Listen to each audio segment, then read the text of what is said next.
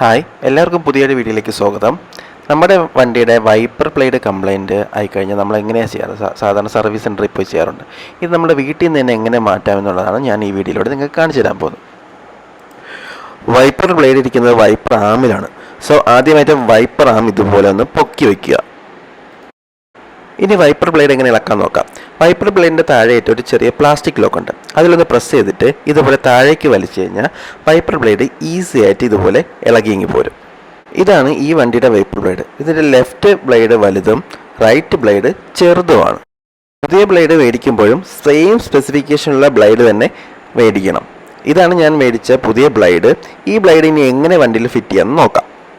പുതിയ blade install ചെയ്യുന്നതിന് മുമ്പായിട്ട് അതിൻ്റെ ഇൻസ്റ്റാളേഷൻ മാനുവൽ ശ്രദ്ധാപൂർവ്വം വായിക്കണം. അതിൻ്റെ ലോക്കിംഗ് മെക്കാനിസം എങ്ങനെയാണെന്നുള്ളതും അതെങ്ങനെ ഫിറ്റ് ചെയ്യാന്നുള്ളതും അതിൻ്റെ വ്യക്തമായി പറഞ്ഞിട്ടുണ്ടാകും. ഇൻസ്ട്രക്ഷൻസ് ശ്രദ്ധയോടെ വായിക്കാതെ ഒരു കാരണവശാലും ബ്ലേഡ് ഇൻസ്റ്റാൾ ചെയ്യാൻ ശ്രമിക്കരുത്. ഈ ബ്ലേഡിൻ്റെ ഇൻസ്റ്റാളേഷൻ വളരെ സിമ്പിളാണ്. ഇതൊരു പുഷ് ലോക്ക് മെക്കാനിസമാണ്. ജസ്റ്റ് ലോക്ക് ഓപ്പൺ ചെയ്യുക. അതിനുശേഷം ഇതിൽ കാണുന്നത് പോലെ വൈപ്പർ ബ്ലേഡ് ഒന്ന് ഇറക്കി വയ്ക്കുക. തിരിച്ച് ആമിലേക്കൊന്ന് ലോക്ക് ചെയ്യുക. ആ ക്ലിപ്പ് ഒന്ന് ക്ലോസ് ചെയ്യുക. ഇത്രയേ ഉള്ളൂ.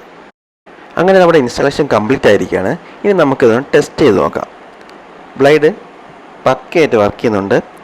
അപ്പോൾ വീഡിയോ ഇഷ്ടമായെങ്കിൽ ലൈക്ക് ചെയ്യുക, നിങ്ങളുടെ അഭിപ്രായങ്ങൾ കമൻറ്റ് ചെയ്യുക, ചാനൽ സബ്സ്ക്രൈബ് ചെയ്യുക. Thank you for watching.